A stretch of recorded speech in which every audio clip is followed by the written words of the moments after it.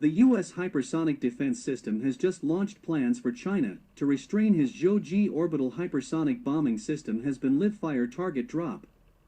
Netizens, please calculate the psychological shadow area of the director of the U.S. Missile Defense Agency. Hello everyone, I am Wang Yutian. In a previous video, I introduced the defense system planned by the U.S. Missile Defense Agency to counter hypersonic weapons from China and Russia. This system has a certain success rate in terms of principle, and it can be said that it has a very obvious restraining effect on the hypersonic weapons currently on display in China and Russia. The first thing you need to do is to take a look at the video. I will briefly introduce, although the traditional intercontinental ballistic missile range is very long, fast, but its ballistic trajectory basically can be seen as a parabola. Even now there are some mid-range, reorbiting, terminal maneuvers and other technical means, but the adjustment range is not very large. Therefore, the U.S. synchronous orbit, infrared surveillance satellites can project the entire missile trajectory when the missile is just launched. And then, the launch interceptor is waiting for him on his trajectory, even if you can fine-tune some orbits, but then, as long as the interceptor, but also able to maneuver to change trajectory, then you can keep up. Therefore, the US NMDTMD, this type of defense system interception success rate is still very high, while the face of hypersonic missiles this set will not work. What about hypersonic missiles? Flying in the atmosphere, you can always carry out a wide range of maneuvers that the US infrared surveillance satellite, even if you can track the trajectory of the tail flame when the missile is launched, it is impossible to calculate the entire missile as to what ballistic trajectory to hit where. To use an analogy, we can easily touch a ping-pong ball, but it is difficult to kill a mosquito. Although, the speed of the mosquito may not be as fast as a ping-pong ball, which is why hypersonic missiles are difficult to defend against. Then, in order to deal with hypersonic missiles, it is necessary to solve the problem of tracking and striking two aspects. First of all, tracking, that cannot be like before, from the launch of the rising section of the trajectory will be able to project the entire trajectory. Rather, it must be tracked throughout, regardless of how the missile maneuvers to keep up, and only then, it has the basis for interception. But then, in order to be able to track any target in the air at any time and any place in the world, there are only two ways to go. One is deployed in synchronous orbit to prohibit infrared civil satellite, and it must be less than 1 meter resolution to track the fast-moving hypersonic warheads in the atmosphere, but synchronous orbit is too far away, so far from the Earth 36,000 kilometers, to achieve a 1 meter resolution to the ground, which is currently the human technology is not yet reached. Those satellites that can achieve sub-meter Earth observation are all near-Earth orbit satellites, which are only about 200 to 400 kilometers away from Earth. However, the problem with NEO satellites is that they are in motion relative to the ground, and for a certain point on Earth, the satellite has to circle the Earth before it can be seen again, which is about an hour and a half in between. That for hypersonic weapons, the flowers are cold, synchronous orbit cannot see, near-Earth orbit cannot keep up, then how to do it? The U.S. Missile Defense Agency came up with a trick, that I cannot keep up with a satellite in near-Earth orbit. If I launch a large number of satellites densely arranged, relay tracking, the last one skipped, then the next one immediately followed, cannot it? And this idea, and SpaceX's Star Chain system coincides with. And the chip system?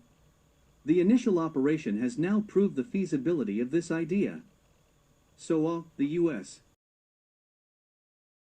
Missile Defense Agency plans to deploy this infrared Earth observation constellation. The name, it is called HBTSS.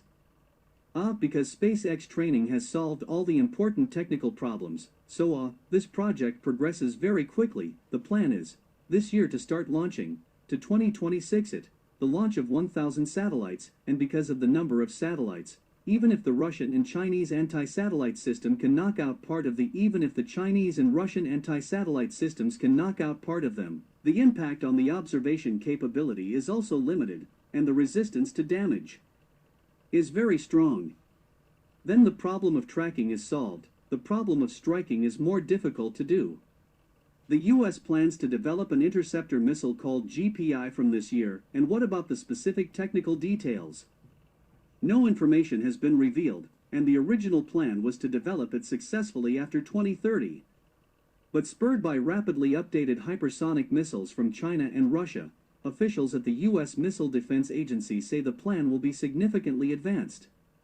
Although there are no specific technical details, but from the principal analysis, the weapon that can hit hypersonic missiles can only be hypersonic missiles, and hypersonic missiles with aspirated supercombustion ram engines. Only then, it can have enough power and energy to track the erratic, each other's hypersonic missiles.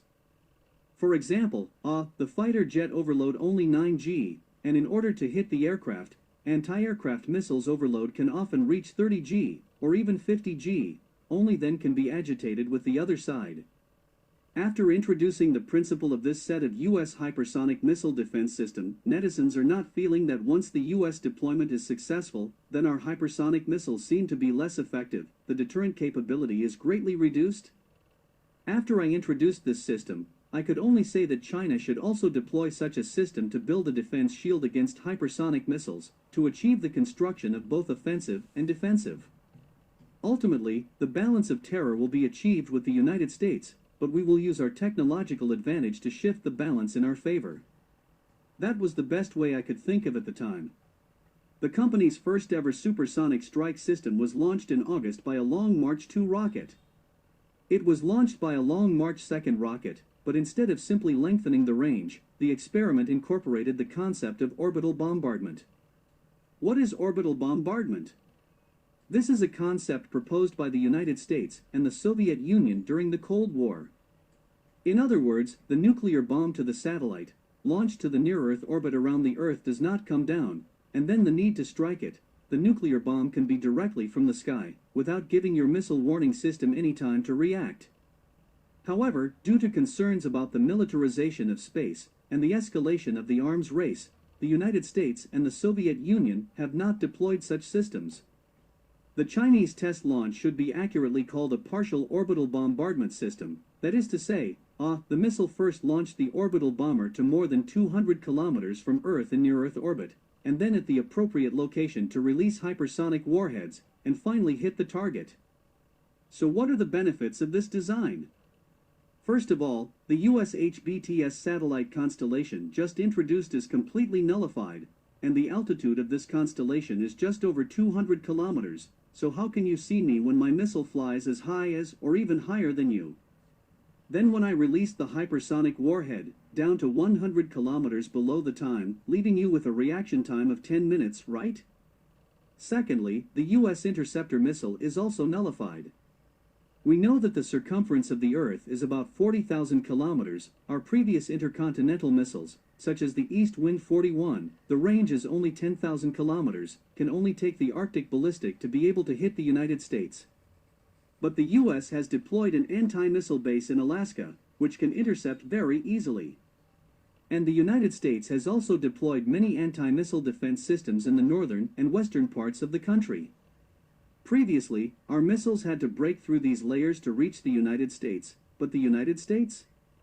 The United States only needs to deploy defense systems in the north, and this direction is enough, very economical. Now, we have an orbital bombing system. The warhead can circle the Earth, that is, we can hit the United States from any direction. For example, our missiles can hit south, bypassing Antarctica and South America, and hitting from the south of the United States, which now requires the United States to deploy defense systems around the entire country in order to intercept them. Not to mention whether the technology can be achieved. The amount of engineering and funding alone will be able to crush the United States. Although, according to the Financial Times, we test-fired, the final accuracy is a little worse, the warhead landing point from the target gap of 40 kilometers, but it does not matter, the principle has been verified, the rest to improve the accuracy of what? That is able to use money to solve the problem. That poor thing, the United States racked its brains to come up with a defense against hypersonic missiles before the method has begun to fail. Of course, China's technology is actually also a rubric of the Space Weapons Ban Treaty. But how many more times has the United States played ball with this treaty? To borrow a phrase from Mr. Lu Sun, the monk can touch, I cannot touch. Okay, we'll stop here for this video. Welcome to follow us. See you next time.